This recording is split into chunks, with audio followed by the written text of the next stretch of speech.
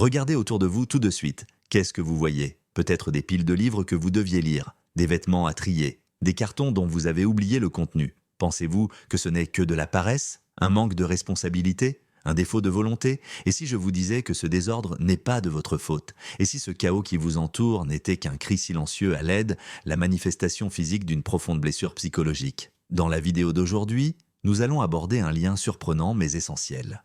Comment l'encombrement devient l'un des symptômes majeurs du traumatisme lié à l'abus narcissique. Nous allons explorer pourquoi il vous est si difficile de vous séparer des objets. Et je vous le promets, à la fin de cette vidéo, vous verrez votre maison d'un tout autre œil. Et c'est peut-être cela qui sera votre premier pas vers la guérison. Vous êtes-vous déjà demandé pourquoi l'idée de simplement commencer à ranger ne provoque pas chez vous une vague de motivation, mais plutôt la panique? Découvrons-le ensemble. Avant de plonger au cœur de ce sujet, définissons rapidement les termes.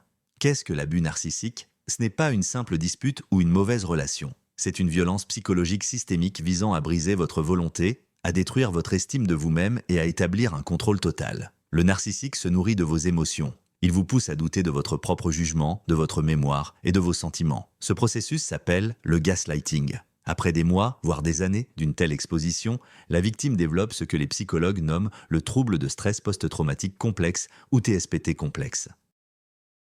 Contrairement au TSPT classique qui résulte d'un événement choc unique, le TSPT complexe est l'aboutissement d'une traumatisation prolongée. Et c'est là que réside la racine du problème. Le traumatisme modifie le fonctionnement de votre cerveau. Il impacte votre capacité à prendre des décisions, votre niveau d'énergie et votre sentiment de sécurité. Votre foyer, qui est censé être votre refuge, devient alors le reflet de ce chaos intérieur. Il se transforme en un champ de bataille où vous perdez sans cesse la guerre contre la voix de l'agresseur logée dans votre tête. Alors, commençons par la base même, le point fondamental. La première raison, et sans doute la plus cruciale pour laquelle le foyer d'une victime d'abus narcissique est submergé par les objets, c'est l'effondrement de son estime de soi et la perte de son sentiment de valeur personnelle. Imaginez-vous, on vous a rabâché pendant des années que vous n'étiez bon, à rien, que vos goûts étaient de mauvais goût, vos opinions stupides et vos désirs pur égoïsme. Le narcissique a méthodiquement effacé votre identité, jour après jour, comme avec une gomme. Il critiquait vos vêtements, votre façon de cuisiner, vos amis, vos passions. Résultat, vous ne savez plus qui vous êtes réellement. Maintenant, transposez cela à votre domicile. Comment pouvez-vous créer un espace qui vous ressemble si vous ignorez qui vous êtes? Comment décider ce qu'il faut garder ou jeter si vous ne faites plus confiance à votre propre jugement ni à vos décisions? L'encombrement devient la manifestation physique de ce vide intérieur. La maison se remplit d'objets parce qu'un vide a été méticuleusement créé en vous par l'abuseur. Chaque objet, même vieux et inutile, vous semble plus précieux que vous-même. Vous êtes incapable de jeter ce vieux t-shirt car inconsciemment, vous estimez qu'il a davantage le droit d'exister que vos propres besoins de propreté et d'ordre. Ce processus est totalement inconscient. Vous ressentez une paralysie totale dès que vous essayez de vous débarrasser de quelque chose. C'est cette indécision, née de la peur de faire encore un mauvais choix et d'entendre cette voix critique intérieure qui parle avec l'intonation de votre bourreau. Ainsi, le désordre n'est pas qu'un amas d'objets. C'est le monument de votre valeur personnelle perdue. Et pour commencer à déblayer ces ruines, il faut d'abord commencer par se reconstruire soi-même, petit à petit. La deuxième raison profonde, c'est l'épuisement total face à la prise de décision. Les psychologues appellent cela la fatigue décisionnelle. Rappelez-vous votre vie avec le narcissique. Chaque pas, chaque mot, chaque action était analysé et critiqué. Qu'est-ce que je vais mettre aujourd'hui? Est-ce que ça va lui plaire? Qu'est-ce que je prépare pour le dîner? Va-t-il encore dire que c'est une sorte de cochonnerie? Appeler une amie? N'y aura-t-il pas de crise après, parce que vous perdez votre temps sur des futilités? Votre vie s'est transformée en champ de mine où chaque choix pouvait provoquer une explosion. Pour survivre, votre psychisme s'est adapté. Vous avez appris soit à ne plus prendre aucune décision, vous en remettant entièrement à la volonté de l'abuseur, soit à calculer chacun de vos pas 10 coups à l'avance, ce qui demandait une tension mentale colossale. Et vous êtes enfin sorti de cette relation. La liberté, pensez-vous, mais votre cerveau, lui, ne l'entend pas ainsi. Il est habitué à ce que prendre une décision soit dangereux et coûteux en énergie. Et maintenant, quand vous vous tenez devant cette armoire qu'il faut trier, votre cerveau hurle « Stop !» Pour une personne lambda, la question « Je garde ce chemisier ou je le jette ?» est une affaire de quelques secondes. Pour vous, c'est un déclencheur. C'est le même circuit neuronal qui s'active, celui qui était sollicité pendant l'abus. Garder? Et si ça servait un jour? Et si je le regrettais? Jeter? Et si c'était quelque chose de valeur et que, comme d'habitude, j'étais en train de tout gâcher? Ce dialogue intérieur vous épuise complètement. Et le psychisme choisit la voie la plus simple. Ne pas choisir du tout, reporter à plus tard, le fourrer au fond, simplement refermer la porte du placard et faire comme si le problème n'existait pas. C'est pourquoi l'accumulation grandit comme une boule de neige. Ce n'est pas de la paresse, c'est l'impuissance apprise de votre système de prise de décision brisé par des années de violence psychologique. Chaque objet dans votre maison est une décision différée que votre psychisme n'est tout simplement plus en mesure de prendre. Abordons maintenant la question de l'attachement émotionnel aux objets. Dans un environnement sain, les objets remplissent une fonction utilitaire ou esthétique. Mais pour la personne victime d'abus narcissiques, ces objets deviennent souvent des substituts aux émotions dont elle a été privée. Dans la relation avec le narcissique, il n'y avait ni amour inconditionnel, ni soutien, ni chaleur, ni sécurité. Toute forme de amour était strictement dosée et conditionnelle. Il fallait le mériter, le supplier, et il pouvait être retiré à tout instant. Dans ce vide émotionnel, le psychisme s'accroche à quelque chose de matériel, à quelque chose de tangible. Un vieil ours en peluche, reçu en cadeau dans l'enfance, n'est plus un simple jouet, mais le symbole de cet amour inconditionnel qui a tant manqué. La collection d'éléphants en porcelaine, ce n'est pas juste des babioles. Ce sont de petits témoins de votre vie qui étaient là avant lui et qui vous soutenaient en silence. Les livres que vous avez achetés mais jamais lus deviennent le symbole de l'espoir d'une autre vie, plus intelligente et plus intéressante que vous allez un jour commencer. Vous ne pouvez pas vous en débarrasser car ce serait comme tuer cet espoir. Ces objets deviennent vos ancres dans un monde où les liens humains se sont révélés peu fiables et dangereux. Ils ne trahiront pas, ils ne jugeront pas, ils ne partiront pas. Ils sont là tout simplement. C'est pourquoi le processus de désencombrement n'est pas perçu comme un simple nettoyage mais comme une trahison. Jeter cette vieille tasse dans laquelle vous buviez votre thé lors des soirées les plus sombres, c'est effacer la mémoire de votre propre survie. C'est renoncer au seul témoin silencieux de votre douleur. Et tant que vous n'aurez pas appris à trouver la sécurité et l'amour en vous-même, tant que vous n'aurez pas établi de nouvelles relations humaines saines, ces objets joueront le rôle de béquilles émotionnelles. Des béquilles sans lesquelles, vous avez la sensation, vous ne pourrez tout simplement pas avancer. Le quatrième facteur déterminant est la peur panique de commettre une erreur. Le narcissique est passé maître dans l'art de créer chez sa victime un sentiment d'incompétence totale. La moindre de vos erreurs, même la plus insignifiante, était amplifiée jusqu'aux dimensions d'une catastrophe universelle. Vous avez renversé votre café? Tu gâches toujours tout? Tu as deux mains gauches? Vous avez oublié d'acheter du pain? On ne peut compter sur toi pour rien. Tu es absolument inutile. Avec le temps, vous finissez par y croire. Vous développez une peur panique de l'échec, car dans votre esprit, l'erreur est synonyme d'humiliation, de punition et de rejet. Cette peur infiltre toutes les sphères de votre vie, et elle se manifeste particulièrement dans vos décisions concernant les objets. Imaginez, vous tenez un vieux sèche-cheveux qui ne fonctionne plus. La logique vous dit « jette-le, il est cassé ». Mais la partie traumatisée de votre cerveau panique immédiatement. Et s'il y avait un moyen de le réparer? Et s'il contenait une pièce de valeur? Et si j'avais besoin de ce modèle exact demain pour un projet de bricolage et que je l'avais jeté? Je vais encore prendre la mauvaise décision. Je vais encore me tromper. Et pour éviter cette erreur potentielle et l'autoflagellation qui s'ensuivrait, vous choisissez de ne rien faire. Vous reposez le sèche-cheveux, la même chose se produit avec les vêtements trop petits. Et si je perdais du poids? Avec le maquillage périmé? Et si cette teinte n'était plus fabriquée et que j'en avais besoin? Avec la pile de vieux magazines? Et si j'y avais manqué un article important? Vous préférez vivre dans le chaos, mais avec l'illusion de ne pas avoir commis l'erreur irréparable d'avoir jeté quelque chose de utile. Votre maison se transforme en un entrepôt de possibilités latentes et de risques couverts. Vous vous accrochez à chaque objet, au cas où, parce que ce cas où est, dans votre esprit, bien plus terrifiant que la vie quotidienne passée dans le désordre. Se débarrasser de ce désordre, c'est devoir faire des centaines, des milliers de petits choix, chacun vous faisant courir le risque de vous tromper. Et votre psychisme, conditionné par l'abuseur, ne peut tout simplement pas supporter une telle pression. Le cinquième aspect, étroitement lié au précédent, concerne la procrastination en tant que réaction apprise face au stress. En psychologie du trauma, face à une menace, nous avons trois réactions fondamentales: l'attaque, la fuite ou l'immobilisation, le freeze. Dans un contexte d'abus prolongé, où l'on ne peut ni se défendre ni s'échapper, le psychisme opte souvent pour cette troisième stratégie, se figer. Vous vous engourdissez émotionnellement pour atténuer la douleur. Vous vous immobilisez physiquement pour ne pas provoquer l'agresseur. C'est ainsi que se forge votre principal mécanisme de survie. Une fois la relation terminée, ce réflexe ne s'éteint pas. Il est simplement transféré à toutes les autres situations perçues comme stressantes. Or, pour une personne ayant subi un trauma, la simple tâche de déblayer les encombrements dans une pièce représente un stress colossal. Ce n'est pas qu'un simple rangement, C'est se retrouver face à son passé, à ses décisions repoussées, à ses peurs et à sa souffrance. Lorsque vous faites face à cette pile d'objets, votre cerveau l'aperçoit instantanément comme une menace. Et par réflexe acquis, il déclenche la réaction d'immobilisation. Physiquement, cela se traduit par un envahissement d'apathie soudaine, une fatigue insurmontable, le besoin impérieux de s'allonger et de fixer le plafond. Vous pouvez avoir dressé un plan détaillé le matin, être plein de bonne volonté, mais dès que vous ouvrez le placard, vous vous sentez comme enveloppé par une couverture de plomb. Toute énergie disparaît, tout vous échappe, le cerveau s'embrume. C'est exactement cette réaction d'immobilisation.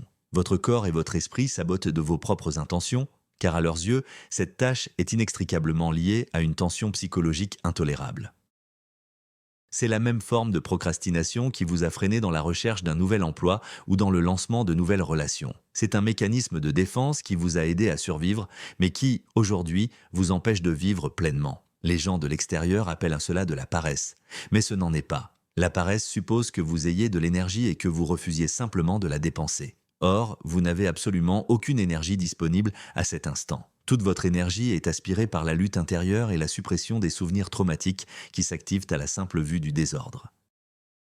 Passons maintenant à un point qui peut sembler étrange, voire contre-intuitif, mais qui représente une dure réalité pour beaucoup. La 6e raison est la recréation subconsciente du chaos perçu comme un environnement familier et paradoxalement sécurisant. Oui, vous avez bien entendu. Vivre avec un narcissique, c'est vivre dans un état de chaos permanent. Ce sont des montagnes russes émotionnelles, des accès de colère imprévisibles, une dramatisation constante, des intrigues et des manipulations. Votre cerveau, votre système nerveux se sont adaptés pendant des années à un état de vigilance maximale ou d'hypervigilance.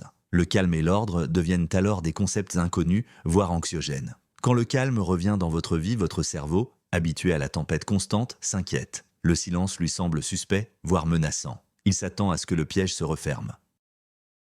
Et pour gérer cette angoisse liée à l'inconnu, il va chercher inconsciemment à recréer son environnement habituel, le chaos. Le moyen le plus simple d'y parvenir est de créer un désordre physique autour de soi. Le désordre dans la maison devient alors le reflet et l'extension du désordre intérieur auquel vous vous êtes habitué. Il vous procure une sensation connue, même si elle est désagréable.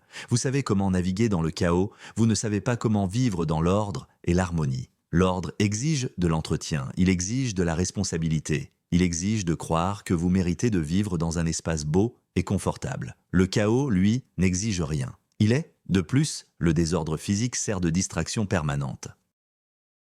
Tant que vous vous énervez à cause des objets éparpillés ou que vous vous reprochez cette vaisselle sale, vous n'avez ni le temps ni l'énergie de plonger en vous-même et de confronter la véritable douleur, les conséquences de votre traumatisme. Le désordre devient un bouc émissaire bien commode. Il est plus facile de se dire « je suis déprimé parce que ma maison est en désordre » plutôt que d'admettre « ma maison est en désordre parce que je suis en dépression profonde suite à tout ce que j'ai subi ». C'est la tentative de votre psychisme de substituer un problème majeur et incontrôlable par un problème plus petit et, en apparence, soluble.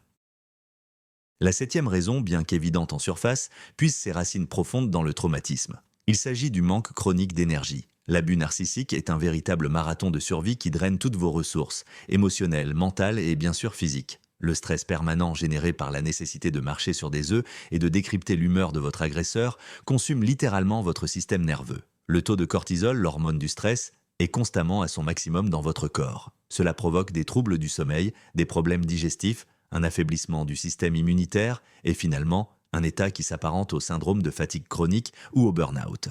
Après la rupture de telles relations, le corps et le psychisme ne se remettent pas en un claquement de doigts. Ils sont dans un état d'épuisement profond.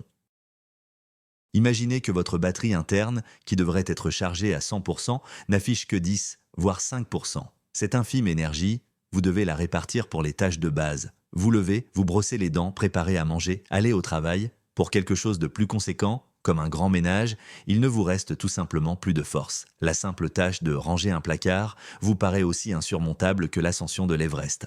Le moindre effort supplémentaire ne génère pas une simple réticence, mais une véritable résistance physique de votre corps. Ce n'est pas de la paresse, c'est un état physiologique bien réel. Votre corps vous crie qu'il a besoin de repos, de récupération, de calme, mais vous, écoutant la voix de l'agresseur incrustée dans votre subconscient, vous continuez à vous juger durement. Secoue-toi, lâche, les autres y arrivent bien, tu es juste fainéant. Ce conflit intérieur vous vole les dernières miettes d'énergie. et vous vous retrouvez piégé dans un cercle vicieux, pas de force pour le ménage, le désordre s'accumule, le sentiment de honte et de culpabilité augmente, ce qui vous coûte encore plus de ressources. Il n'y a qu'une seule façon de briser ce cercle, reconnaître votre épuisement, arrêter d'exiger l'impossible de vous-même et vous donner le droit de vous reposer, le droit de simplement rester allongé et de récupérer même si les piles de vaisselle sale vous entourent. Le 8e point, un piège particulièrement insidieux de notre liste, concerne les cadeaux de l'abuseur. Il est très fréquent que les victimes de pervers narcissiques conservent chez elles des objets qu'il leur a offerts. Et attention, il ne s'agit pas de simples babioles. On parle souvent d'articles coûteux et significatifs. Bijoux, équipements high-tech, vêtements ou objets de décoration intérieure. Le narcissique excelle dans la technique du love bombing, surtout au début de la relation en inondant sa victime de présents somptueux. Ces cadeaux n'étaient qu'un outil de manipulation sophistiqué, destiné à bâtir une façade d'amour et de sollicitude pour vous ferrer. Aujourd'hui, la relation est rompue, mais ces objets sont toujours là, et il est impossible de les gérer avec la simple logique. Dès que vous touchez ce genre de bague ou de vêtements, une véritable tempête émotionnelle s'abat sur vous.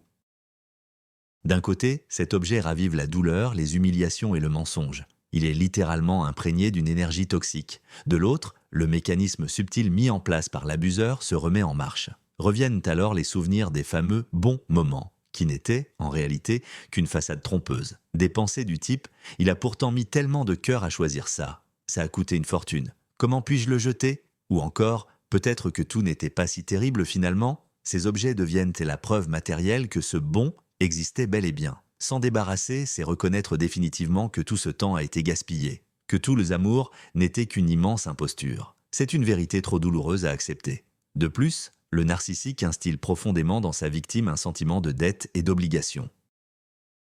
La phrase « j'ai tant fait pour toi et tu me trahis par ton ingratitude » résonne encore dans votre esprit. Jeter un présent est alors perçu comme un acte d'ingratitude, voire de trahison, alors vous les laissez là. Ils traînent dans des boîtes, pendent dans les placards, trônent sur les étagères, tels de petits idoles empoisonnés, contaminant votre espace et vous interdisant d'aller de l'avant. Chaque regard sur eux est une piqûre renouvelée dans une vieille blessure. Se débarrasser de ces objets n'est pas un simple nettoyage, c'est un acte symbolique et puissant d'affranchissement. C'est une déclaration claire, je ne suis plus dupe de ta supercherie. Ma sérénité et ma paix intérieure valent bien plus que tout l'argent ou tous les faux souvenirs du monde. La 9e raison est de se servir du désordre comme d'une véritable muraille de protection physique. Lorsque vous viviez avec le narcissique, vos limites personnelles étaient constamment bafouées. Il prenait vos affaires sans demander, lisait vos messages, entrait dans votre chambre sans frapper, contrôlait chacun de vos gestes. Vous n'aviez jamais un espace bien à vous, un sanctuaire. Même après avoir quitté cette relation, cette peur de l'intrusion persiste. Vous craignez les nouvelles personnes, craignez qu'elles vous fassent à nouveau du mal, qu'elles franchissent encore vos limites. Et le désordre accumulé chez vous devient alors votre allié inconscient. Il agit comme une véritable fortification. Premièrement, il vous empêche d'inviter qui que ce soit. La honte et la peur du jugement vous poussent à l'isolement. C'est douloureux mais sécurisant. Personne ne vient, personne ne vous blesse. Votre maison devient votre coquille, et le fouillis en constitue les épaisses parois protectrices. Deuxièmement, même si quelqu'un parvient à entrer chez vous, le désordre établit une distance physique et émotionnelle. Des piles d'objets sur les chaises empêchent de s'asseoir côte à côte. Une table encombrée ne se prête pas aux conversations intimes. Ce chaos permanent crée une atmosphère tendue, rendant difficile de se détendre ou de se montrer vulnérable. C'est une façon de maintenir les autres à distance, de ne pas les laisser s'approcher trop près de votre vie ni de votre âme. Parfois, ce comportement va jusqu'à encombrer son propre lit. La personne y dépose tellement de choses qu'il ne lui reste qu'un minuscule espace pour dormir. C'est une défense inconsciente contre l'intimité potentielle, contre de nouvelles relations qui semblent trop dangereuses. La maison qui devrait être un lieu de refuge et de chaleur se transforme en une forteresse imprenable, gardée par une armée de vieux magazines, de cartons et de vêtements inutiles. Pour pouvoir abattre ces murs, vous devez d'abord vous sentir en sécurité sans eux. Vous devez apprendre à croire que vous êtes capable d'établir et de défendre vos limites personnelles par la parole et par l'action plutôt qu'à l'aide de barricades physiques. Le 10e point de notre analyse concerne l'autosabotage, découlant du sentiment de nullité que le narcissique vous a imposé. Le narcissique ne manquera jamais une occasion de vous faire croire que vous ne méritez rien de bon. Il critiquera vos réussites, dévalorisera vos accomplissements et se réjouira de vos échecs. À qui veux-tu que tu serves, à part moi ? Tu n'y arriveras jamais, tu es une ratée ? Regarde-toi, tu fais pitié à voir. Cette litanie toxique devient, avec le temps, votre propre voix intérieure. Vous en arrivez à croire sincèrement que vous ne méritez ni le bonheur, ni le succès, ni le confort, ni la beauté. Et cette croyance se manifeste dans votre rapport à votre propre foyer. Inconsciemment, vous estimez ne pas être digne de vivre dans un espace propre, beau et harmonieux. La propreté et l'ordre sont associés au bien-être, à une vie réussie. Puisque vous êtes une ratée, vous devez vivre dans un environnement qui reflète cette image. Une maison encombrée et inhospitalière devient la preuve physique de votre indignité. C'est une prophétie autoréalisatrice. Vous croyez que vous ne valez rien et vous créez autour de vous un environnement qui le prouve. Toute tentative de faire de l'ordre est immédiatement sabotée. Vous achetez peut-être de jolies boîtes de rangement, mais vous ne trouvez pas la force de les utiliser. Vous commencez le ménage, mais vous abandonnez à mi-chemin car la voix intérieure vous murmure « À quoi bon faire des efforts ? Tout sera bientôt de retour en désordre. De toute façon, tu es incapable de maintenir l'ordre. » C'est une forme d'autopunition. Vous vous châtiez d'avoir permis un tel traitement, de ne pas être parti plus tôt. Vous poursuivez l'œuvre de l'abuseur, mais vous êtes désormais à la fois la victime et le bourreau. Vivre dans le désordre est une façon de vous maintenir au niveau exact où le narcissique vous a relégué. Pour commencer à ranger votre maison, vous devez d'abord vous donner la permission d'être heureuse. Vous devrez défier ce critique intérieur et lui dire « Je mérite de vivre dans la propreté. Je suis digne de la beauté et du confort. Je mérite une belle vie. » La 11e raison, découlant directement d'une relation toxique, c'est la perte complète de votre identité propre. Le ou la narcissique, dans sa quête de contrôle absolu, s'emploie à anéantir méthodiquement la personnalité de son ou sa partenaire. Vos passions sont jugées stupides, vos films favoris qualifiés de primitifs et votre musique d'abominable. Progressivement, vous renoncez à tout ce que vous aimiez, juste pour lui faire plaisir, juste pour apaiser le conflit. Vous vous mettez à porter les vêtements qu'il préfère, à fréquenter les amis qu'il tolère et à adopter ses propres centres d'intérêt. Vous n'êtes plus une personne indépendante, mais le pâle reflet de votre tortionnaire. Et vous voilà libre. Mais qui êtes-vous réellement? Que désirez-vous? Qu'est-ce qui vous plaît? Ces questions demeurent sans réponse, et ce désarroi a un impact direct sur votre maison.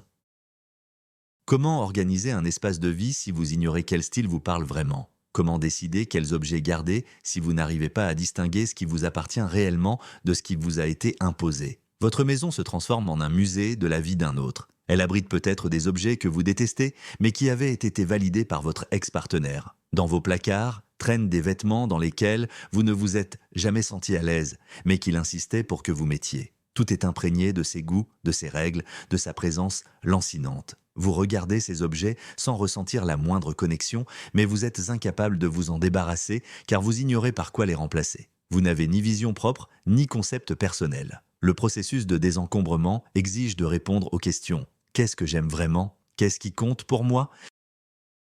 À quoi doit ressembler mon chez-moi? Or, à la place de ces réponses, vous avez un trou béant. Par conséquent, vous laissez tout en l'état. Ce chaos où s'entremêlent vos affaires et celles d'autrui est le reflet parfait de la confusion qui règne dans votre esprit. Avant de vous attaquer au désordre matériel, il est impératif de commencer par faire le tri en vous-même. Rappelez ce que vous aimiez avant cette relation, essayez de nouvelles choses, cherchez ce qui résonne en vous. Et c'est seulement lorsque vous commencerez à retrouver votre identité que vous trouverez la force et l'envie de créer un foyer qui soit votre véritable reflet et non plus un mémorial à la personne qui a tenté de vous effacer. Le 12e facteur qui vient saboter toute tentative de désencombrement, c'est ce qu'on appelle la paralyse par l'analyse. C'est l'état où l'on est tellement submergé d'informations et d'options qu'il devient absolument impossible de prendre la moindre décision. Et pour une personne ayant subi un traumatisme, sujette à la rumination, à l'overthinking, cette montagne de bazar devient l'environnement idéal, la véritable tempête parfaite pour que cette paralysie s'installe. Prenons un exemple simple. Vous tenez une vieille carte postale. Une personne ordinaire la regarde, sourit, et soit elle la met dans une boîte à souvenirs, soit elle la jette. Dans votre tête, en revanche, un processus de pensée incroyablement complexe se met en marche. Qui me l'a offerte? Ah oui, tante Macha. Quand? Pour le nouvel an 2005. Qu'est-ce qu'elle m'avait souhaité? Bonheur et santé. D'ailleurs, comment va tante Macha? Je devrais l'appeler. Mais si je l'appelle, elle va me demander ce que je deviens. Et qu'est-ce que je vais lui dire? Que je suis au milieu de ce capharnaüm en train de trier de vieilles cartes postales? C'est la honte. Et si cette carte postale était la dernière chose qui me reste de tante Macha? Non, il y a aussi le petit vase. Où est le vase d'ailleurs? Il faut que je le retrouve. Si je la jette, tante Macha va être vexée? Elle ne le saura pas. Mais moi, je le saurai. C'est un souvenir, mais ça prend de la place. Je n'ai déjà pas de place. Où la mettre? Peut-être créer une boîte séparée juste pour les cartes? Où est-ce que je vais la stocker? Et si je la prenais en photo et que je la jetais? Non, ce n'est pas pareil. L'énergie n'est pas la même. Et voilà, 10 minutes se sont écoulées et vous êtes toujours là, debout, avec cette pauvre carte en main, complètement épuisé par ce monologue intérieur. Multipliez cela par les milliers d'objets qui jonchent à votre maison. Chaque article déclenche une cascade entière de pensées, de souvenirs, de peurs et de doutes. Votre cerveau, déjà affaibli par le traumatisme, ne peut tout simplement pas gérer une telle charge. Il surchauffe, il se met en mode panne, comme un vieil ordinateur, et dans une impuissance totale, vous reposez simplement cette carte sur le tas général. La paralysie analytique n'est pas une simple indécision. C'est une réaction de défense de votre cerveau face à la surcharge informationnelle, aggravée par une expérience traumatique qui vous a appris que la moindre décision pouvait être dangereuse et entraîner des conséquences imprévisibles. Le 13e aspect, qui aggrave le problème de l'encombrement ou de l'accumulation, est ce sentiment profond de honte et le besoin d'isolement. Pour beaucoup, le désordre à la maison devient un secret honteux. Vous menez une double vie. Au travail ou dans votre cercle social, vous êtes peut-être une personne brillante, soignée et organisée. Personne n'a la moindre idée de ce qui se passe réellement derrière la porte de votre appartement. Ce secret pèse lourdement sur vos épaules. Vous vivez dans la peur panique des visites impromptues. Le moindre coup de sonnette ou l'interphone déclenche une crise d'angoisse. Vous mentez à vos amis et à votre famille, en inventant toutes sortes d'excuses pour qu'ils ne viennent pas. Je suis en plein travaux, je suis malade, les voisins désinsectisent. Chacun de ces mensonges amplifie le sentiment de honte et d'isolement. Vous êtes pris au piège. Vous avez besoin d'aide et de soutien, mais vous êtes incapable d'ouvrir votre porte de peur d'être jugé. Vous craignez de lire le dégoût ou la pitié dans les yeux de vos proches. Vous redoutez d'entendre ces mots qui résonnent déjà dans votre tête avec la voix de l'agresseur intérieur. Comment as-tu pu te laisser aller à ce point? Tu n'es qu'un cochon, ne. Cette honte vous empêche de demander de l'aide non seulement à vos amis, mais aussi aux professionnels, services de nettoyage spécialisés ou psychologues. Vous avez l'impression que votre problème est unique et monstrueux, que personne d'autre n'a traversé cela. Vous cachez votre chaos et par la même occasion, vous masquez votre souffrance. Cet isolement ne fait qu'aggraver la dépression et l'anxiété, lesquelles vous épuisent, vous ôtant toute énergie pour lutter contre le désordre.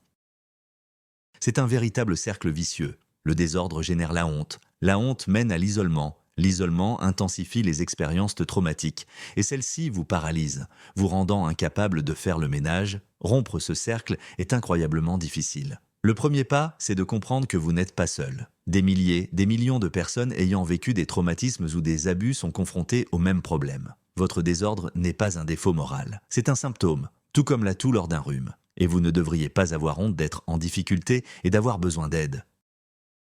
Abordons le 14e aspect, le lien entre l'encombrement, le désordre accumulé et l'achat compulsif, ce qu'on appelle la shopping addiction. Pour beaucoup de personnes ayant subi un traumatisme, acheter de nouvelles choses devient une forme d'automédication. C'est une tentative de combler le vide intérieur laissé par l'agresseur ou par la situation abusive. Lorsque vous vous sentez seul, déprimé ou anxieux, le fait d'aller faire les magasins ou de passer par le shopping en ligne procure un soulagement momentané. Le processus de sélection, l'acte d'achat lui-même, l'anticipation de recevoir l'objet, tout cela stimule la production de dopamine, l'hormone du plaisir. Pendant un court instant, vous vous sentez mieux, vous vous sentez plus important, plus performant. Le nouvel achat semble être la promesse d'un nouveau départ. Vous vous dites, il suffit que j'achète cette jolie robe pour que ma vie change. Si j'achète cet organiseur, mon intérieur sera enfin impeccable. Si je me procure ce livre de développement personnel, je deviendrai une autre personne. Malheureusement, cet effet s'estompe très rapidement. L'euphorie de l'achat est immédiatement remplacée par la déception. La robe reste dans le placard car il n'y a pas d'occasion ou l'envie de la porter. L'organiseur est vide car vous n'avez pas l'énergie de l'utiliser. Le livre attend sur l'étagère car la concentration manque pour le lire. Pendant ce temps, la maison se remplit d'objets toujours plus nombreux qui, loin de résoudre le problème, ne font que l'aggraver. C'est un peu comme essayer de soigner sa soif avec de l'eau salée. Plus vous achetez, plus votre sentiment d'insatisfaction s'intensifie. Qui plus est, ces achats sont souvent chaotiques. Vous achetez des choses dont vous n'avez absolument pas besoin, sous l'emprise d'une impulsion du moment. Ce ne sont pas des acquisitions réfléchies, mais des pansements émotionnels. En conséquence, votre foyer se remplit non seulement de vieux fatras, mais aussi de nouveaux objets qui deviennent des déchets avant même d'avoir été utilisés. Et au sentiment de culpabilité lié au désordre s'ajoute celui pour l'argent dépensé. C'est un autre cercle vicieux où la tentative de solution fait partie intégrante du problème. Notre 15e point établit une métaphore très claire. Le désordre physique est le reflet exact du chaos mental. Notre monde extérieur est souvent le miroir de notre état intérieur. Et si le chaos règne dans votre tête suite aux conséquences d'un traumatisme, cela se manifestera inévitablement dans votre environnement immédiat. Mais qu'est-ce que ce désordre mental provoqué par les abus narcissiques? Ce sont ces souvenirs intrusifs, d'événements traumatisants qui envahissent votre esprit sans prévenir. C'est le dialogue intérieur incessant avec la voix critique de l'abuseur. Ce sont les angoisses concernant l'avenir et les regrets amers du passé. Ce sont des centaines de tâches inachevées et des promesses non tenues envers soi-même. C'est une confusion émotionnelle où vous pouvez ressentir simultanément de la colère, de la tristesse, de l'amour et de la haine pour la même personne. Votre cerveau est surchargé. Il tente de gérer le passé, de faire face au présent et de planifier l'avenir en même temps sans y parvenir. Regardez maintenant votre intérieur. Cette pile de factures impayées, ce sont vos angoisses concernant votre précarité financière. Cette montagne de vaisselle sale, c'est votre fatigue et votre apathie. Cet objet cassé que vous n'arrivez jamais à réparer, c'est le reflet de votre estime de soi brisée. Ces cartons que vous n'avez pas déballés depuis votre déménagement, c'est votre passé que vous craignez d'affronter. Chaque objet non rangé, chaque surface poussiéreuse est une pensée négative matérialisée ou une émotion non gérée. Lorsque vous vivez dans un tel environnement, il nourrit constamment votre état intérieur. Vous vous réveillez, vous voyez le chaos autour de vous, et votre première pensée est « Je suis un raté, je n'arrive à rien ». Ce désordre extérieur empêche votre cerveau de se reposer. Il lui envoie constamment des signaux de danger, d'inachèvement et de problèmes. C'est pourquoi l'un des premiers conseils des psychologues en cas de dépression est de mettre de l'ordre sur une petite surface au moins, comme votre table de nuit. Créer un petit îlot d'ordre dans le monde extérieur aide à créer un îlot de clarté similaire dans votre esprit. Inversement, tant que vous n'aurez pas commencé à gérer ces décombres mentaux par la thérapie ou l'auto-assistance, la lutte contre le désordre physique sera l'équivalent du travail de Sisyphe. Le 16e point crucial est la distinction entre l'encombrement et l'accumulation compulsive. Bien qu'ils puissent sembler similaires de l'extérieur, il s'agit de deux états distincts ayant des racines psychologiques très différentes.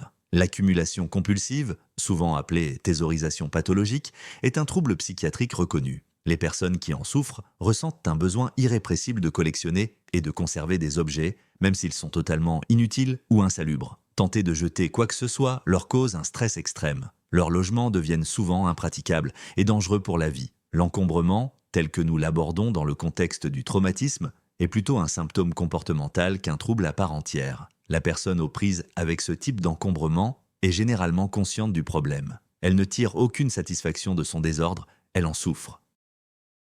Elle aspire à vivre dans un environnement propre, mais manque des ressources internes nécessaires pour des raisons que nous avons déjà évoquées, la fatigue, la peur ou l'indécision. Contrairement à l'accumulateur qui voit une valeur dans chaque objet, la personne dont l'encombrement est post-traumatique considère souvent son propre bazar avec dégoût, mais se sent paralysée et incapable d'y remédier. Toutefois, la frontière entre ces deux états peut être très mince. Un encombrement prolongé et non traité risque de s'aggraver et d'acquérir les caractéristiques de la thésaurisation compulsive. L'attachement émotionnel aux objets peut se renforcer et l'incapacité à s'en séparer peut devenir chronique. Pourquoi est-il crucial de comprendre cette distinction? Parce que les approches de résolution divergent.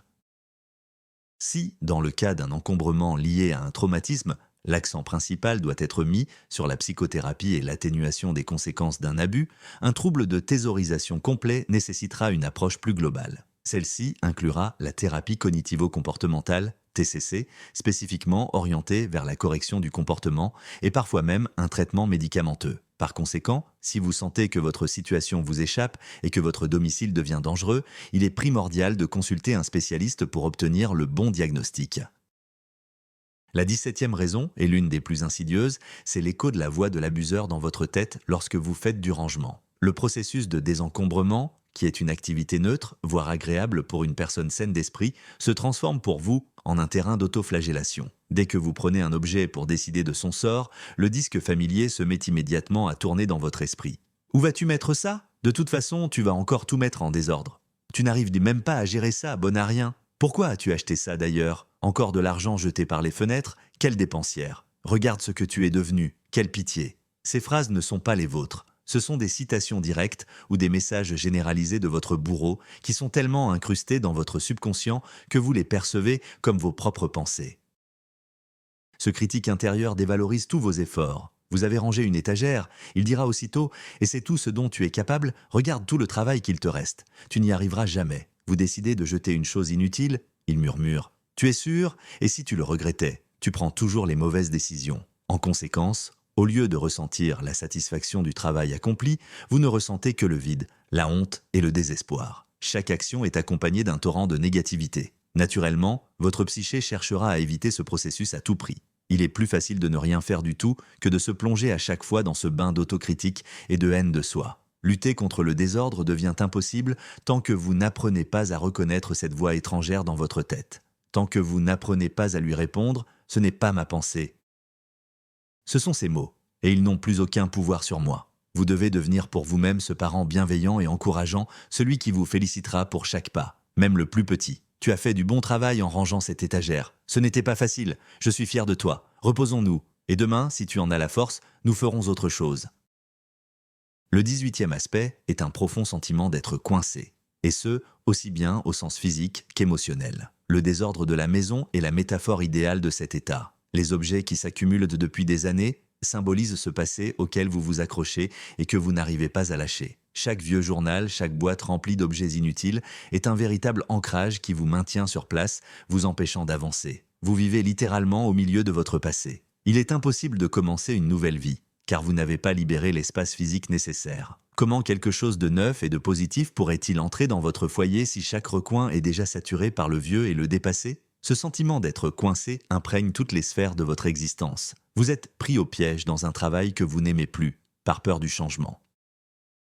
Vous êtes enfermé dans la solitude, par peur de créer de nouvelles relations. Vous êtes bloqué dans vos souvenirs traumatisants, les revivant sans cesse dans votre esprit. Et votre maison encombrée est l'incarnation physique de ce piège. Elle vous pèse non seulement émotionnellement, mais aussi physiquement. Vivre dans un espace étroit et surchargé limite vos mouvements et crée un sentiment d'étouffement. Vous ne pouvez pas respirer librement, ni vous détendre vraiment. L'énergie ne circule pas dans une telle maison. Elle stagne, comme l'eau d'un marais. Et votre propre énergie vitale stagne également. Vous ressentez de l'apathie, un manque de motivation, la sensation que la vie vous échappe. Sortir de cet état de stagnation commence souvent par un petit geste, une action physique. Jeter un sac de détritus, trier une seule boîte, ce n'est pas qu'un simple nettoyage.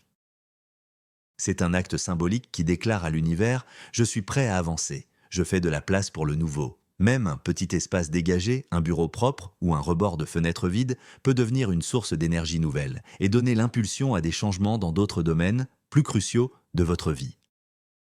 La 19e raison, c'est que nous utilisons les objets comme des conteneurs pour nos émotions non traitées. Après un abus narcissique, un véritable océan de douleur, de colère, de rancœur, de peur et de tristesse subsiste en vous. Pourtant, il était dangereux d'exprimer ces émotions au sein de la relation. Chaque larme, chaque accès de colère était retourné contre vous, dévalorisé ou provoquait une agression encore plus violente.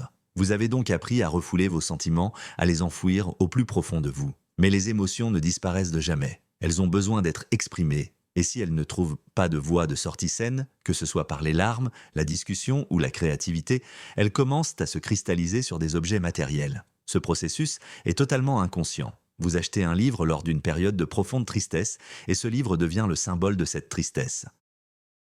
Vous êtes incapable de vous en débarrasser car cela reviendrait à minimiser votre propre souffrance. Prenez l'exemple d'une pile de vieux vêtements que vous portiez durant la période la plus difficile de votre relation. Ces vêtements sont littéralement imprégnés de votre peur et de votre désespoir. Vous ne les mettez plus, mais vous ne pouvez pas non plus les jeter, car ils sont devenus le témoignage matériel de tout ce que vous avez traversé. S'en défaire, c'est un peu comme trahir la personne que vous étiez lorsque vous souffriez tant. Votre maison se transforme en un entrepôt d'émotions mises en conserve. Ranger ces accumulations, c'est ouvrir ces boîtes de conserve émotionnelles. Lorsque vous touchez un objet lié à une période spécifique, toute la palette de sentiments que vous aviez refoulés à ce moment-là vous submerge. La douleur peut être insupportable. Par conséquent, vous préférez ne pas toucher à ces objets, les laissant là comme des mines à retardement. Pour venir à bout de ce désordre émotionnel, vous devez d'abord apprendre à gérer vos sentiments, les reconnaître, les vivre pleinement et leur donner une issue. La psychothérapie, la tenue d'un journal, l'art-thérapie, l'activité physique, tout cela contribue à libérer cette énergie émotionnelle. Ce n'est que lorsque ce réservoir intérieur commencera à se vider que vous trouverez la force et le courage de vous attaquer aux conteneurs extérieurs. Le 20e point de notre analyse explique pourquoi les méthodes populaires d'organisation de l'espace, comme la méthode KonMari, échouent souvent ou sont même néfastes pour les personnes traumatisées. Les systèmes, tels que celui de Marie Kondo, reposent sur l'idée qu'il ne faut garder que les objets qui procurent de la joie, le fameux Spark Joy. C'est un concept magnifique pour une personne psychologiquement saine. Cependant, pour quelqu'un qui a survécu à un abus narcissique, cela peut se transformer en véritable supplice. Premièrement, Chez une personne souffrant de traumatisme, de dépression ou d'anédonie, l'incapacité à ressentir du plaisir, très peu de choses suscitent la joie. Vous prenez un objet, vous vous écoutez et vous ne ressentez rien. Le vide. Comment, dans cet état, décider ce qu'il faut conserver? Cela ne fait qu'accentuer le sentiment d'échec personnel. Rien ne m'apporte de plaisir, même pas mes affaires. Il y a un problème avec moi. Deuxièmement, cette méthode exige de prendre une quantité astronomique de décisions rapides. Il faut oser prendre chaque objet, se demander s'il procure de la joie et décider immédiatement. Or, nous l'avons déjà mentionné, pour un cerveau traumatisé, la prise de décision est une source de stress intense qui mène à la paralysie. L'ampleur de la tâche, trier une catégorie entière d'objets en une seule fois, par exemple tous ses vêtements, ne provoque pas l'inspiration, mais la panique et le désir d'abandonner. Troisièmement, le conseil de remercier l'objet et de le laisser partir peut être hautement déclencheur. Pour de nombreuses victimes d'abus, l'idée même de laisser partir ou de lâcher prise est intrinsèquement liée à la douleur, à la perte et à la trahison. On les a forcés à renoncer à leurs rêves, à leurs limites, à leur dignité. L'exigence de lâcher, même des objets, peut être perçue comme une énième violence. Pour les personnes traumatisées, une approche totalement différente est nécessaire. Il ne s'agit pas d'une révolution, mais d'une évolution lente et bienveillante, non pas tout et tout de suite, mais un petit pas à la fois. On ne demande plus « est-ce que cela procure de la joie ?», mais plutôt « est-ce que cet objet est fonctionnel ? Correspond-il à la vie que je souhaite construire ? Est-ce qu'il ne me fait pas de mal ?» L'approche doit être informée sur le trauma, c'est-à-dire qu'elle doit tenir compte du fonctionnement spécifique de la psyché après avoir subi une violence. La 21e raison réside dans un besoin paradoxal de contrôle. Dans une relation avec un narcissique, toute forme de contrôle sur votre propre vie vous est retirée. Il contrôlait vos finances, votre emploi du temps, vos relations sociales et même vos émotions. Vous viviez dans un sentiment constant d'impuissance et d'imprévisibilité. En quittant cette relation, un besoin désespéré de retrouver ce sentiment de maîtrise émerge. Et c'est là que le désordre peut jouer un rôle pernicieux. D'un côté, le chaos semble être la perte totale de toute emprise. Mais d'un autre côté, pour certaines personnes, il devient la seule sphère où elles sont les maîtresses absolues. Personne d'autre qu'elles ne décide où tel ou tel objet doit être placé. C'est la pensée secrète. Oui, c'est le désordre, mais c'est mon désordre. C'est moi qui décide que cette pile de magazines restera là. C'est moi qui décide que cette boîte occupera la moitié du salon. Toute tentative extérieure, l'aide d'un proche pour faire le ménage par exemple, peut être perçue comme une nouvelle violation des limites personnelles et une menace contre ce contrôle fragile et illusoire. La personne va alors défendre son fatras avec acharnement car c'est la seule chose qui lui appartienne entièrement. De plus, le processus même d'accumulation compulsive peut procurer un faux sentiment de contrôle sur sa vie. Vous ne pouvez pas contrôler vos émotions ou votre passé, mais vous pouvez toujours aller acheter une chose de plus. L'acte d'acquisition en lui-même donne une sensation passagère de puissance et de maîtrise. C'est moi qui décide quoi acheter. C'est moi qui peux me le permettre. Le problème, c'est que ce contrôle est destructeur. Il n'améliore pas la vie, il ne fait qu'aggraver le chaos. Le véritable contrôle, c'est la capacité de prendre des décisions qui mènent à l'ordre, à l'harmonie et au bien-être. Mais pour cela, il faut d'abord guérir cette partie de soi qui se sent absolument impuissante. Il faut croire que vous êtes capable de gérer votre vie de manière constructive, en maîtrisant votre temps, vos finances et vos réactions. C'est alors que disparaîtra la nécessité de s'accrocher à ce contrôle destructeur exercé sur le désordre. Le 22e aspect établit un lien direct entre l'abus financier et l'accumulation d'objets. L'abus financier est l'une des formes de contrôle les plus courantes dans les relations narcissiques. L'abuseur peut soit vous priver complètement de l'accès à vos ressources, soit contrôler strictement la moindre de vos dépenses, soit même vous forcer à vous endetter. En conséquence, votre relation à l'argent et aux biens matériels se trouve profondément faussée. Vous vivez dans la peur constante de la pauvreté et du manque. Cette peur ne disparaît pas immédiatement après la rupture. Elle persiste pendant des années. Comment cela se manifeste-t-il par l'encombrement ? Premièrement, vous développez une peur panique de jeter quoi que ce soit ayant une valeur potentielle, même minime. Un vieil appareil qui fonctionne encore, des vêtements avec un petit défaut qui pourrait être réparé. Des bocaux, des boîtes, des ficelles, tout ce qui pourrait servir un jour. Votre cerveau, traumatisé par l'expérience de la misère, vous hurle « Ne jette pas, et si on manquait à nouveau d'argent, cet objet pourrait nous sauver ». Votre maison se transforme alors en un stock de survie pour le jour de la famine. Un jour qui, dans votre esprit, peut arriver à tout moment. Deuxièmement, vous pouvez ressentir une culpabilité irrationnelle à jeter un objet pour lequel de l'argent a été dépensé, même s'il ne s'agit que de quelques centimes. Vous avez l'impression de jeter l'argent lui-même. C'est particulièrement difficile si l'abuseur vous reprochait constamment vos dépenses. Troisièmement, Après une période d'économie totale, vous risquez de tomber dans l'extrême opposé, les achats compulsifs d'articles bon marché. Vous achetez tout en solde dans les magasins tout à prix unique, car cela vous donne une illusion de richesse et de liberté. Vous vous dites « maintenant je peux me le permettre ». Mais ces articles, souvent bas de gamme et de mauvaise qualité, se cassent rapidement, s'abîment et viennent grossir les montagnes de désordre chez vous. Pour y faire face, il est essentiel de travailler sur votre mentalité de pénurie ou une mentalité de déficit.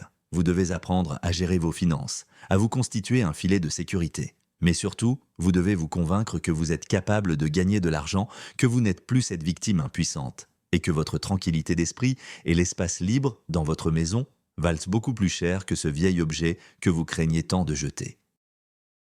Le 23e point aborde la manière dont l'encombrement affecte votre vie sociale et, plus particulièrement, vos nouvelles relations. Nous avons déjà mentionné que le désordre pousse à l'isolement, même vis-à-vis de vos proches. Mais voyons ce qui se passe lorsque, malgré toutes vos peurs, vous essayez de construire de nouvelles relations saines. Le chaos domestique devient un obstacle majeur. Au début d'une relation, il est tout à fait naturel de vouloir inviter son partenaire chez soi. Mais pour vous, cette simple pensée est une source de panique intense. C'est impossible. Vous êtes alors contraint, soit de mentir et d'inventer constamment des excuses, soit de ne vous rencontrer que sur terrain neutre ou chez l'autre. Cette situation génère immédiatement de la tension et de la méfiance.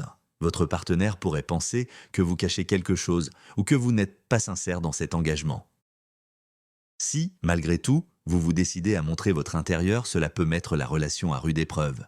Même le partenaire le plus compréhensif peut être sous le choc. Il lui sera peut-être difficile de comprendre qu'il ne s'agit pas de paresse, mais du symptôme d'un traumatisme. Il pourrait vouloir aider, mais vous risquez de percevoir ces tentatives comme des critiques ou des intrusions, provoquant un conflit. Pire encore, votre désordre peut devenir un véritable signal d'alarme pour cette nouvelle personne. Effrayé par l'ampleur du problème, le partenaire peut conclure qu'il n'est pas prêt à faire face à une telle complexité. Pour vous, ce sera une nouvelle confirmation de votre propre insignifiance, un coup de plus porté à l'estime de soi. Vivre dans le chaos ne laisse littéralement aucune place à l'autre dans votre vie, au sens propre comme au sens figuré. On ne peut pas s'asseoir à deux sur un canapé encombré. Une chambre à coucher envahie par les objets n'offre pas d'espace pour l'intimité. Le chaos repousse, il érige une barrière. Par conséquent, si votre objectif est de bâtir de nouvelles relations saines, travailler sur votre espace n'est plus seulement une question d'esthétique, c'est avant tout une question de volonté d'accueillir quelqu'un d'autre dans votre existence. C'est une étape essentielle du processus de guérison et d'ouverture au monde. Le 24e point marque le début du voyage. Mais comment faire ce premier pas quand la tâche nous paraît absolument insurmontable? Le secret, c'est de laisser tomber l'idée du grand nettoyage et d'adopter la stratégie des micro-pas. Votre cerveau, submergé ou traumatisé, ne peut pas gérer une tâche globale comme ranger tout l'appartement. Cela provoque panique et réaction de figement. Il faut donc décomposer la tâche en actions extrêmement petites, simples et qui ne font pas peur. Oubliez le nettoyage de toute la pièce. Votre objectif pour aujourd'hui est de ne nettoyer qu'une seule surface. Par exemple, la table de la cuisine, la table de chevet ou même un simple tabouret. Encore mieux, réglez un minuteur sur 5 ou 10 minutes. Dites-vous, je vais ranger pendant 5 minutes et je m'arrêterai après, quoi qu'il arrive. N'importe qui peut tenir 5 minutes. Pendant ce temps, vous n'aurez peut-être le temps que de jeter 2 ou 3 emballages et de passer un coup de chiffon sur une petite surface. Et ce sera une victoire énorme. L'important n'est pas combien vous avez fait, mais le fait que vous ayez fait quelque chose au point final. Vous avez réussi à briser cette paralysie. Vous avez prouvé à votre cerveau que cette action n'est pas dangereuse. Après chacun de ces micro-pas, vous devez absolument vous féliciter. Ne le dévalorisez pas. 5 minutes, c'est rien. Mais félicitez-vous vraiment. Bravo, j'ai réussi à me lancer. C'était essentiel. Vous pouvez aussi utiliser la technique du sac poubelle. Prenez un sac et faites simplement le tour de l'appartement en ramassant les déchets évidents. Vieux reçus, emballages vides, serviettes usagées. Aucune décision à prendre, seulement ce qui est à 100% considéré comme des ordures. C'est aussi une action très simple et très efficace. Le but de ces micro-pas n'est pas de rendre l'espace parfait en une seule journée. L'objectif est d'habituer progressivement votre système nerveux au fait que le rangement n'est pas une source d'angoisse. Créer une nouvelle connexion neuronale. Ranger, chasser petite réussite, je suis fier de moi. Et petit à petit, pas à pas, vous commencerez à vous réapproprier votre espace et à retrouver la confiance en vos propres forces. Le 25e élément, et probablement le plus crucial, sur la voie de la guérison, c'est l'autocompassion. La voix de l'agresseur dans votre tête est celle de la cruauté, de la critique et du jugement. Pour la vaincre, vous devez lui opposer une autre voix, celle de la bienveillance, de la compréhension et de la compassion envers vous-même. Chaque fois que vous vous surprenez à penser « je suis une grosse feignasse », arrêtez-vous et remplacez consciemment cette pensée par celle-ci. C'est un moment très difficile pour moi. Mon désordre n'est pas un défaut personnel, c'est une conséquence de mon traumatisme. Je mérite de la compassion, pas du jugement. Cela ne signifie pas justifier l'inaction, cela signifie changer votre motivation profonde. Vous ne faites pas le ménage parce que vous êtes mauvaise et que vous devez vous corriger. Vous le faites parce que vous êtes une bonne personne qui a traversé l'enfer et qui mérite maintenant de vivre dans un lieu beau et réconfortant. Vous le faites pour vous, par amour et par bienveillance envers vous-même. L'autocompassion, c'est aussi savoir se pardonner les rechutes et les moments de recul. Il y aura des jours où vous n'aurez même pas l'énergie de faire 5 minutes de rangement. Et ces jours-là, il est crucial non pas de vous gronder, mais de vous apporter du soutien. Dites-vous, aujourd'hui mes ressources sont épuisées, c'est normal, je vais me reposer et j'essaierai demain. Imaginez que vous ne preniez pas soin de vous, mais de votre meilleur ami, qui a vécu exactement la même chose que vous. Est-ce que vous le réprimanderiez pour son désordre ou l'enlaceriez-vous, lui offririez-vous une tasse de thé et lui diriez-vous qu'il va s'en sortir? Devenez cet ami pour vous-même.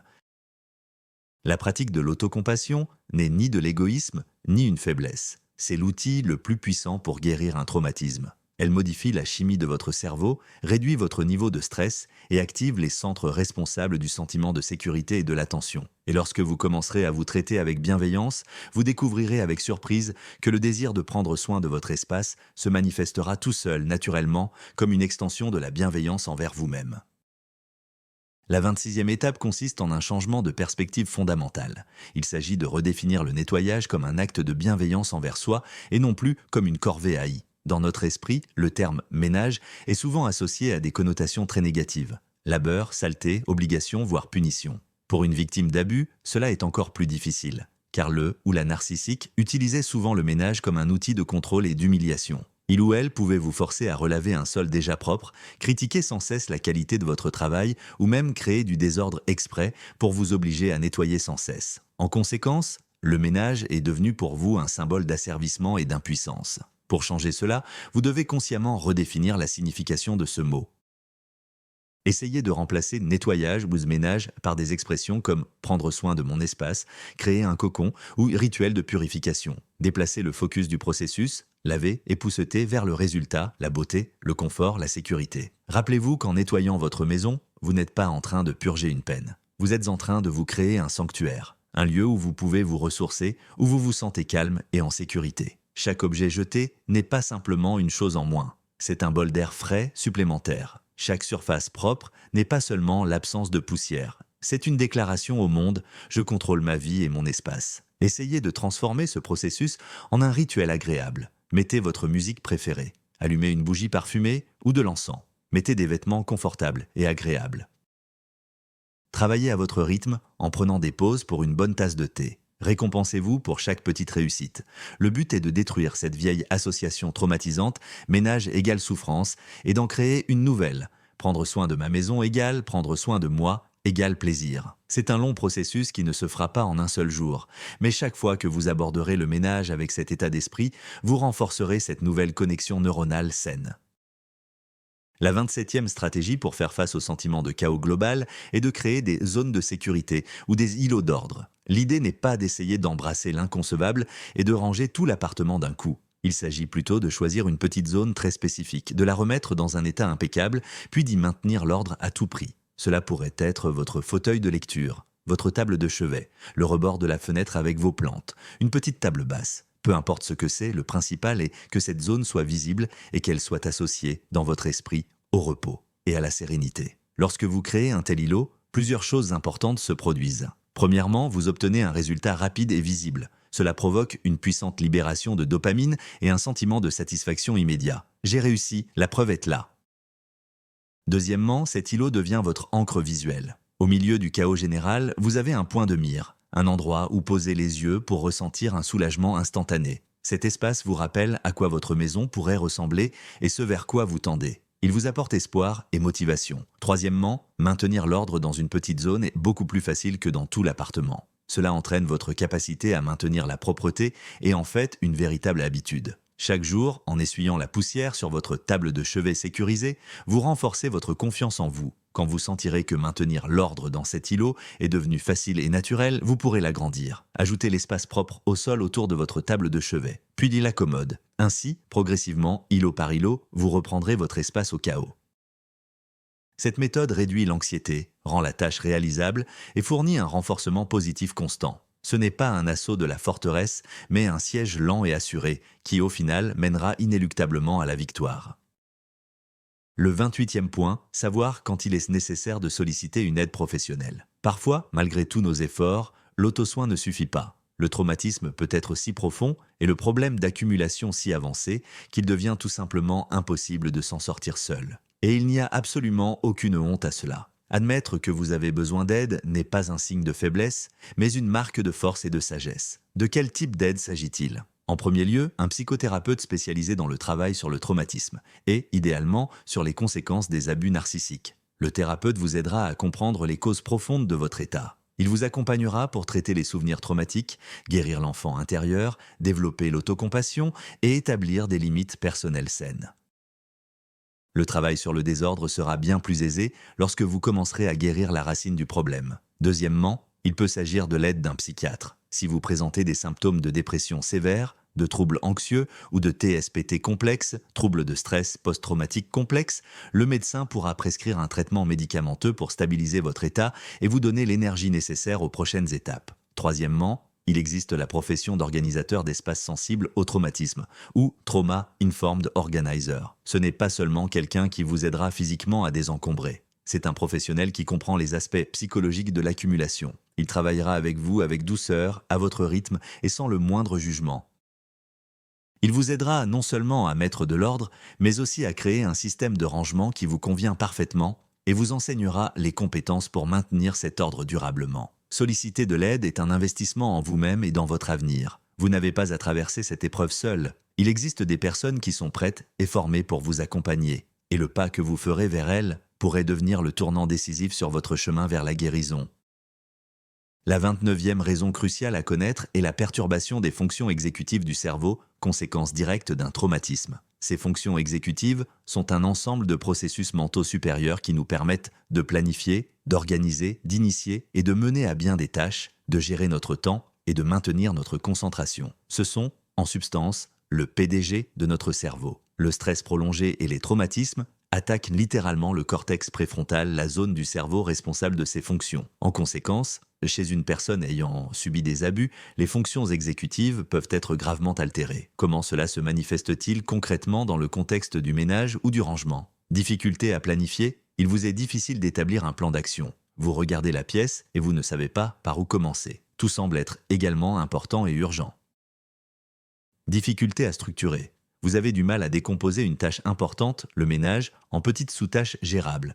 Vous n'arrivez pas à établir une séquence logique. D'abord jeter les poubelles, ensuite ranger les objets, puis essuyer la poussière. Difficulté d'initiation, il vous est difficile de passer à l'action. Vous pouvez tout planifier mentalement, mais le passage de la pensée à l'acte semble être une barrière insurmontable. Difficulté à maintenir la concentration. Vous commencez à trier une armoire, mais 5 minutes plus tard, vous êtes distrait par un appel téléphonique, puis par un article intéressant sur Internet, et finalement, vous oubliez par où vous aviez commencé. Difficulté à achever les tâches. Vous commencez avec enthousiasme, mais vous vous épuisez rapidement et abandonnez en cours de route, laissant derrière vous un désordre encore plus grand.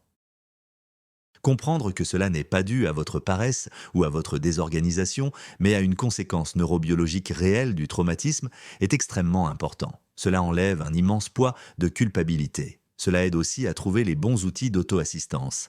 Rédiger des plans écrits très détaillés, utiliser des minuteurs comme la technique Pomodoro, se concentrer sur une seule tâche à la fois et créer des stimuli et des rappels externes. En substance, vous devez devenir le PDG externe de votre propre cerveau, celui qui lui fournira des instructions claires, simples et étape par étape. Et enfin, le 30e et dernier point, c'est ce processus joyeux et inspirant, le Reclaiming Your Aesthetic, ou l'art de se réapproprier son style. Lorsque vous viviez avec un narcissique, votre espace n'était que le reflet de ses goûts, de ses règles et de son ego. Maintenant que vous avez commencé à désencombrer le passé, une toile vierge s'offre à vous. C'est votre chance de créer enfin un foyer qui sera à 100% le vôtre. Ce processus va bien au-delà de la simple décoration. C'est une puissante pratique thérapeutique pour restaurer votre identité. Qu'est-ce que vous aimez vraiment ? Quelles couleurs vous apaisent et lesquelles vous dynamisent ? Quelles textures vous sont agréables? Le bois lisse? Le velours doux? Le lin brut? Quel parfum appréciez-vous? Vous pouvez commencer par créer un tableau d'ambiance sur Pinterest en y rassemblant des images d'intérieur qui résonnent en vous.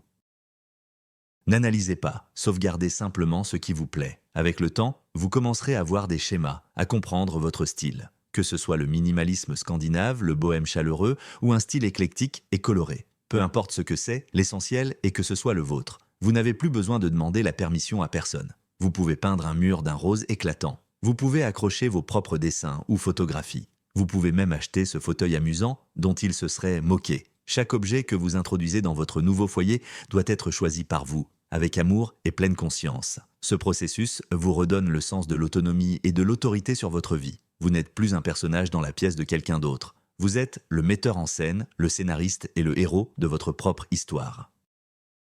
Et votre maison devient la scène sur laquelle se déroule ce nouveau chapitre heureux. Ce n'est plus juste un appartement, c'est votre lieu de pouvoir, votre forteresse, votre reflet, et c'est la récompense ultime qui vaut la peine de parcourir tout ce chemin complexe de désencombrement. Pour résumer, aujourd'hui nous avons exploré 30 raisons profondes et complexes pour lesquelles votre foyer a pu se transformer en un lieu de douleur, de peur et d'épuisement. Le message essentiel que je souhaite que vous reteniez de cette vidéo est le suivant. Ce désordre n'est pas de votre faute. Ce n'est pas un signe de paresse, de manque d'organisation ou de déchéance morale. C'est une réaction absolument normale, prévisible et explicable de votre psychisme face aux conditions anormales, voire inhumaines, dans lesquelles vous avez vécu. C'est un symptôme de traumatisme, au même titre qu'une cicatrice sur votre corps après une blessure. Et comme toute cicatrice, cela exige une guérison douce, pleine de compassion et de patience. Arrêtez de vous blâmer. Au lieu de cela, regardez votre maison avec bienveillance. Elle est votre alliée. Elle vous a montré la profondeur de votre blessure. Et maintenant, elle est prête à devenir votre principal outil de guérison. Chaque tiroir rangé, chaque sac de déchets jeté, ce n'est pas qu'un simple nettoyage. C'est un véritable acte de libération, un pas vers votre véritable vous. Merci infiniment d'avoir suivi cette vidéo, longue et peut-être difficile, jusqu'à la fin. Si elle vous a été utile, n'hésitez pas à laisser un j'aime et à vous abonner à la chaîne, afin que nous puissions continuer à aborder ensemble ces sujets complexes. Et maintenant, j'ai une question pour vous. Parmi les 30 causes que nous avons évoquées, laquelle vous a le plus interpellé personnellement? Partagez vos réflexions dans les commentaires si vous êtes à l'aise. Votre expérience est incroyablement précieuse et peut aider d'autres personnes qui, en ce moment même, sont assises au milieu de leur propre chaos et pensent qu'elles sont seules. Soutenons-nous mutuellement. Rappelez-vous, vous y arriverez pas après pas.